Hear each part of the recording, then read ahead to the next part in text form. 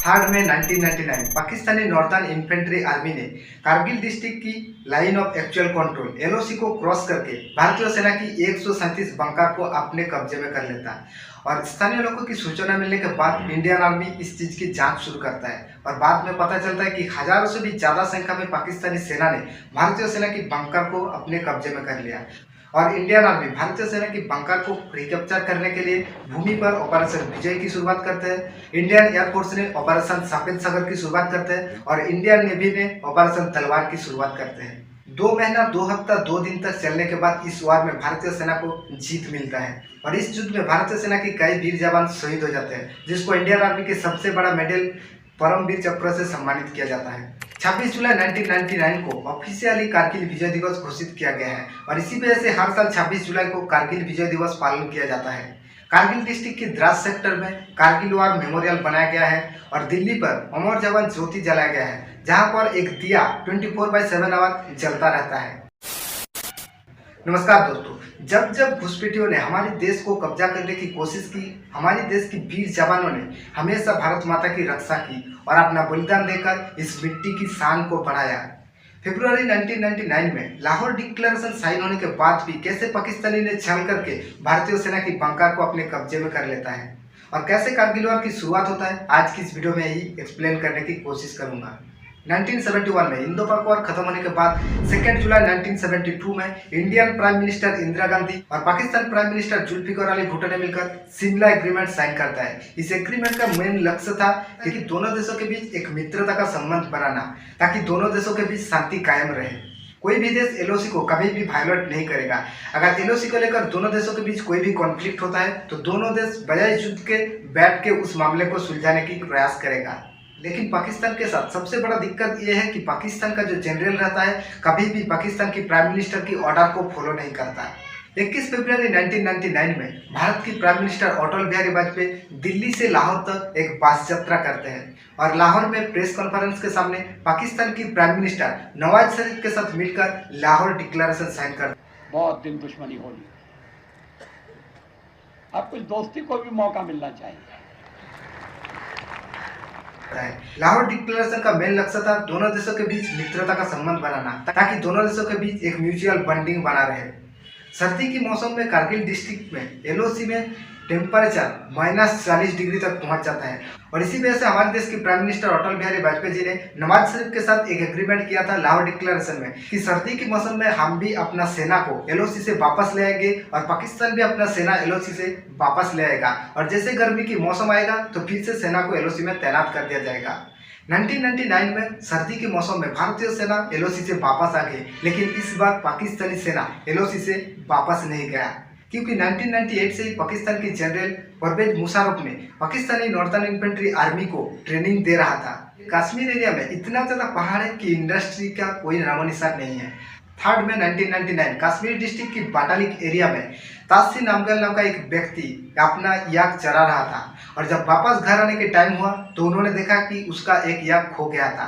जब उन्होंने उसकी याक को तलाशना शुरू किया तो उन्होंने दूरबीन पर देखा कि दूर पहाड़ियों में कुछ लोग हथियारों के साथ पत्थर की खुदाई कर रहा है। वहाँ हमें को 6 आदमी नजर आई है, कोई काला रंग का ड्रेस लगा हुआ था, तो मैंने थोड़ा सा देखा उसमें तो पत्थर डोल रहा था, बर्फ हट रहा था।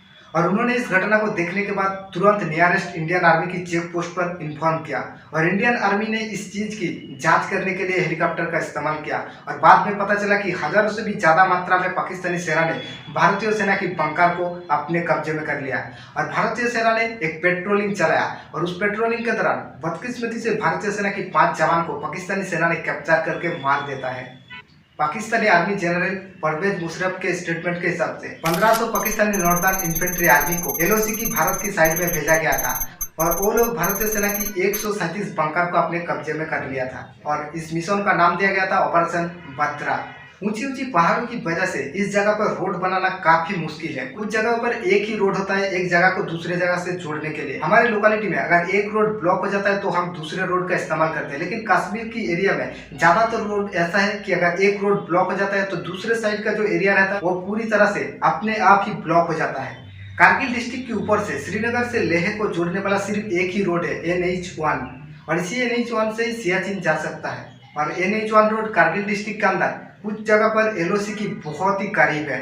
अब पाकिस्तानी सेना ने कारगिल डिस्ट्रिक्ट में भारतीय सेना की बंकर को कब्जा करके बैठा था और इस ऑपरेशन बद्रा की लक्ष्य था कि NH-1 रोड को किसी भी तरह से ब्लॉक कर दिया जाए, ताकि अगर कारगिल डिस्ट्रिक्ट के पास NH-1 को ब्लॉक कर दिया जाता है तो कारगिल डिस्ट्रिक्ट पाकिस्तान की कब्जे में आ जाएगा और कारगिल डिस्ट्रिक्ट के बाद बैटोलिक सेक्टर के पास अगर NH-1 को ब्लॉक कर दिया जाता है तो सियाचिन अपने आप ही भारत से अलग हो जाएगा।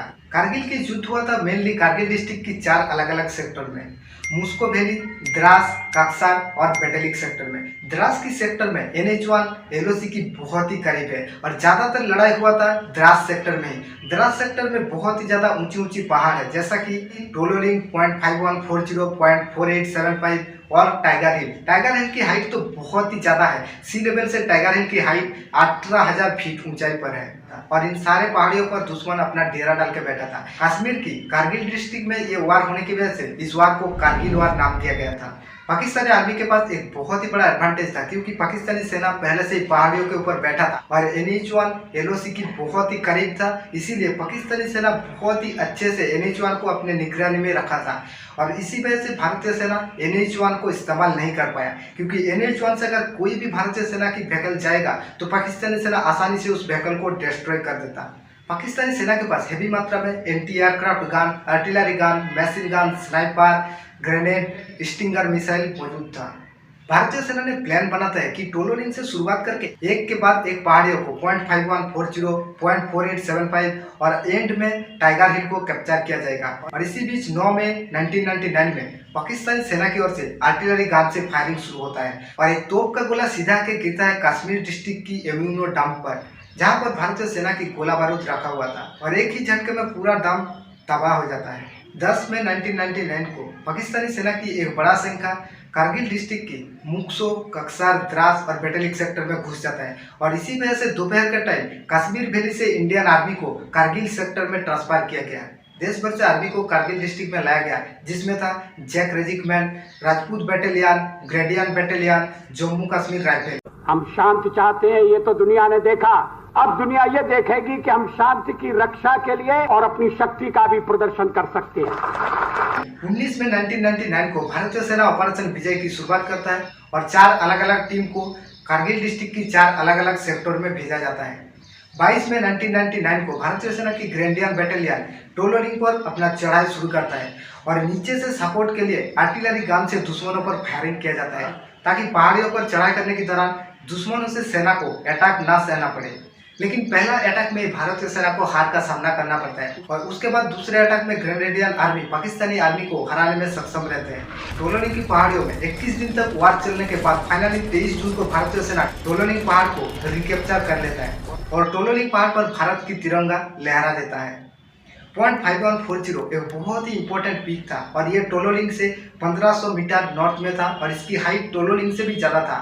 0.5140 का हाइट था 16,962 फीट और दिन की उजाले में 0.5140 पर चढ़ाई करना बहुत ही मुश्किल था, क्योंकि दुश्मन पहले से ही ऊपर बैठा था हथियार लेके। अगर भारतीय सेना कभी भी पाकिस्तानी आर्मी की नज़रों में आ जाता है तो पाकिस्तानी आर्मी आसानी से उसको मार देता था और इसी वजह से 0.5140 पर चढ़ाई करने के लिए अंधेरे का इंतजार करने लगा भारतीय सेना। कमांडो संजीव सिंह चांबाल और कमांडो विक्रम बत्रा की टीम को 0.5140 पर चढ़ाई करने का ऑर्डर मिला। संजीव सिन्हा के पास अपना ब्रेवो टीम था और कैप्टन विक्रम बत्रा के पास अपना डेल्टा टीम था।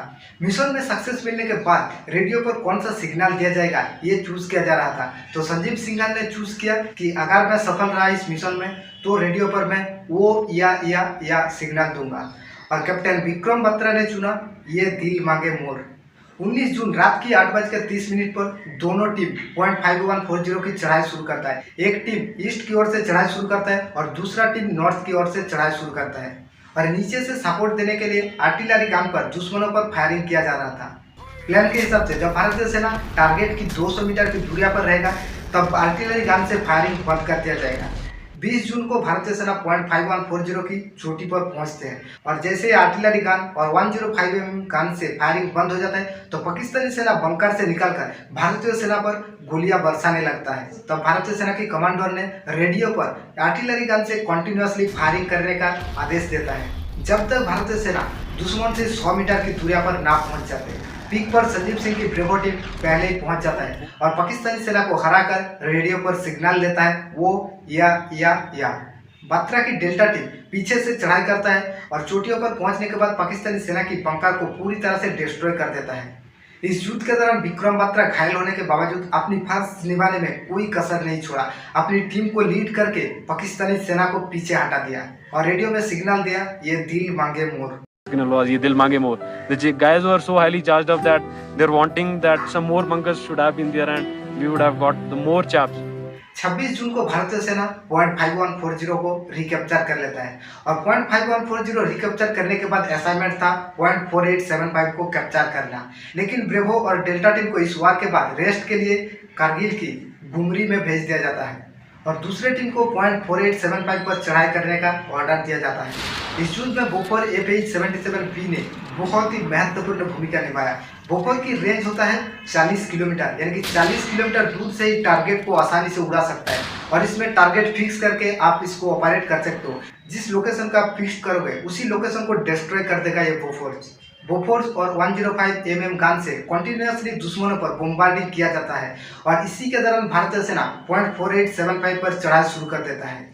भारतीय सेना पॉइंट 4875 की चोटी पर पहुंचने के बाद फोगोट मिसाइल और ऑटोमेटिक वेपन से दुश्मनों की बंकर पर हमला करने लगा। लेकिन पॉइंट 4875 पर बहुत ही ज़्यादा मात्रा में पाकिस्तानी सेना मौजूद रहने की वजह से भारतीय सेना को आसानी से जीत नहीं मिलने वाला था। कैप्टन विक्रम बात्रा की फिजिकल कंडीशन खराब होने की वजह से उनको युद्ध में जाने का ऑर्डर नहीं था। फिर भी उन्होंने 25 जवान की टीम को लेकर पॉइंट 4875 की चढ़ाई शुरू कर देता है और पॉइंट 4875 की चोटी पर पहुंचकर दुश्मनों को मार गिराते हैं और इसी पॉइंट 4875 की चोटियों पर युद्ध के दौरान उनकी टीम की एक जवान को गोली लग जाता है और उसको बचाने के लिए कैप्टन विक्रम बात्रा बंकर से बाहर निकलते हैं और उसी वक्त पाकिस्तानी मिलिट्री की स्नाइपर से निकला हुआ गोली सीधा आके लगता है कैप्टन विक्रम बात्रा के सीने में और पॉइंट 4875 की चोटी पर ही कैप्टन विक्रम बात्रा अपना अंतिम सांस लेता है। इस पीक को कैप्चर करने के बाद भारतीय सेना के पास अब अगला टारगेट था टाइगर हिल, जो कि बहुत ही ऊंचाई पर है। टाइगर हिल समुद्र लेवल से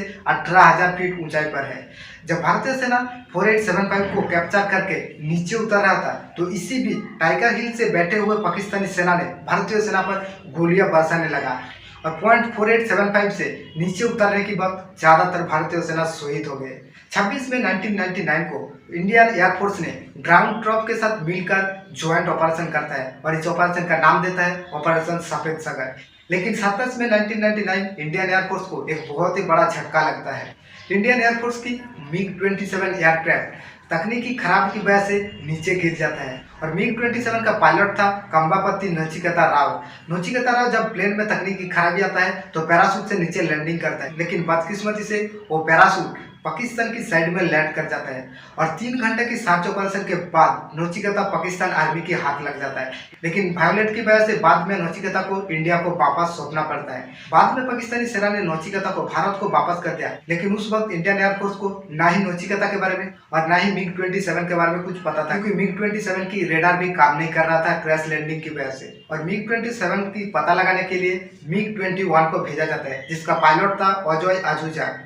MiG-21 को बहुत ही नीचे उड़ा रहा था क्योंकि उनको MiG-27 और उनकी साथी को ढूंढना था और इसी वजह से बहुत ही नीचे जाने की वजह से पाकिस्तानी सेना ने MiG-21 पर स्ट्रिंगर मिसाइल से हमला करता है और जैसे स्ट्रिंगर मिसाइल MiG-21 की ओर आता है तो अजय आजूजा ने सीट इजेक्शन की बटन दबाता है और आसमान में उड़ जाता है। लेकिन पैराशूट से नीचे लैंडिंग करने के टाइम पाकिस्तानी सेना की ओर से गोली की बारिश किया जाता है और इस गोली की बरसात में अजय आजूजा सर की शरीर आसमान में ही टुकड़े हो जाता है।